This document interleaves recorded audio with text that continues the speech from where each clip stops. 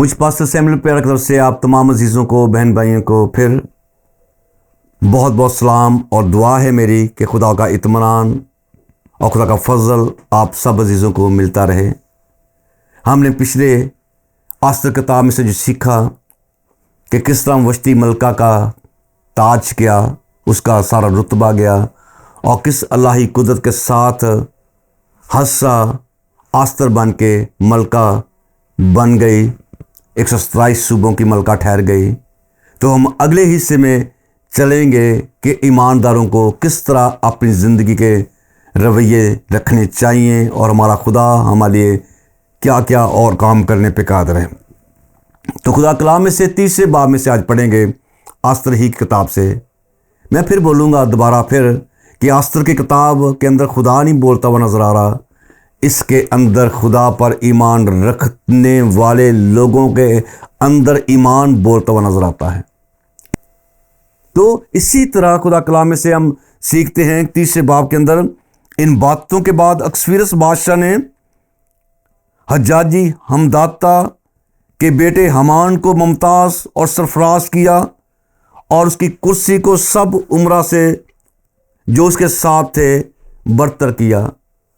हमान का किरदार आस्तर की किताब के अंदर शैतान का किरदार है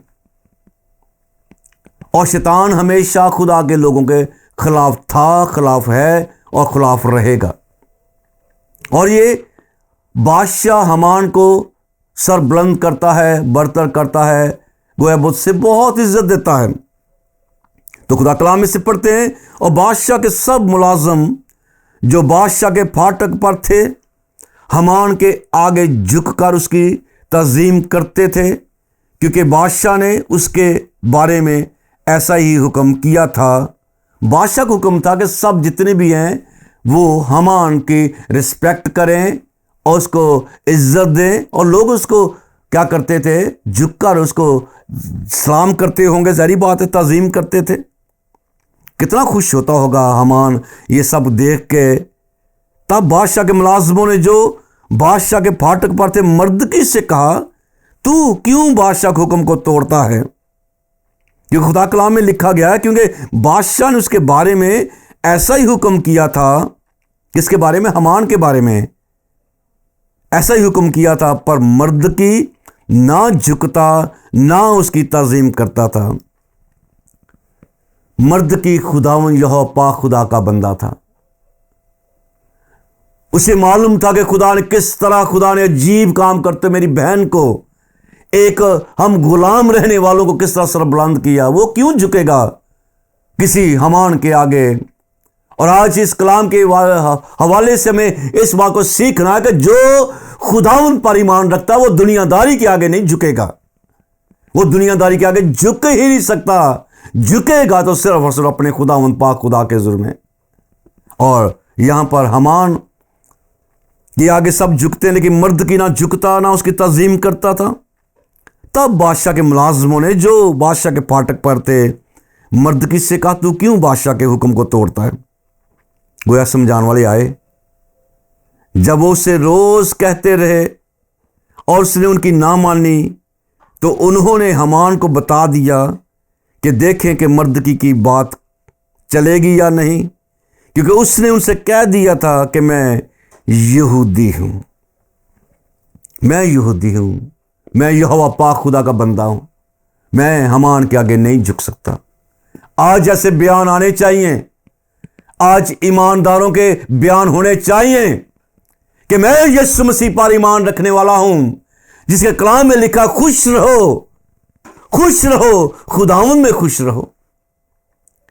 मैं दुनियादारी के प्रोग्रामों से खुशी नहीं पा सकता, मैं उनके आगे नहीं झुक सकता। मैं अपने खुदा की हुज़ूर में झुकूंगा, मैं अपने खुदावन में खुश रहूंगा। और आज ईमानदारों को ऐसे जज्बे दिखाने चाहिए। खुदावन दुनियादारी से खुश होकर कोई बंदा खुश नहीं रह सकता। अगर खुश होगा तो सिर्फ और सिर्फ खुदावन की हुज़ूरी में, और उसने अगर झुकना है तो सिर्फ अपने खुदावन के चरणों में। और यकीनन ये बात जब हमान को पता लगी तो उसको नहायत गुस्सा आया होगा। और खुदा कलाम में से हम आगे पढ़ते हैं, जब हमान ने देखा कि मर्द की ना झुकता ना मेरी ताजीम करता तो हमान गुस्सा से भर गया, लेकिन फ़कत मर्द की ही पर हाथ चलाना अपनी शान से नीचे समझा, क्योंकि उन्होंने उसे मर्दकी की कौम बता दी थी।